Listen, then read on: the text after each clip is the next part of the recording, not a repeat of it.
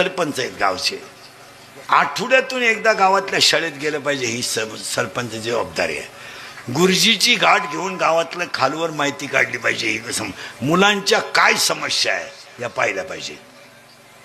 पाण्याची अडचण आहे का, परीक्षेची अडचण आहे का, परीक्षा स्कॉलरशिप आहे, जाताना पलीकडच्या गावात जायचंय, वड्याला पाणी आहे का, ही गावची सरपंचाची जबाबदारी आहे. एकही सरपंच 15 ऑगस्ट पासून शाळेत जायला नाही. मग तुम्ही गाव पाटील करता कशाला? संसारच करा ना चांगला. सत्ताही लागती, गावही मोखंडी बसायला लागत, परपंचही चांगलं झालं पाहिजे.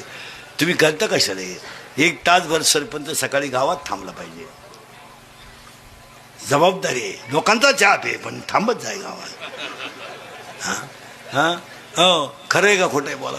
आठवडे शाळेत गेलं पाहिजे. 2 गरीब मुलांशी कपडे फाटलेत, गुरुजी यांचे नंबर द्या, मी कुणाला ॲडजस्ट करतो, मी काही तो काही, मुलाला ड्रेस घेऊ.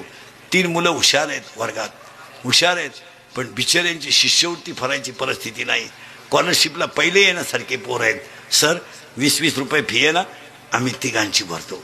मी गावातून अजून 2घांना सांगतो, आम्ही 5 जण पोरांची फी भरतो, तुम्ही फक्त यांना शिकवा. अरे एका मुलाची 20 रुपये फी भराल तर देवाचं तुमचं 2 कोटीचं काम होईल रे.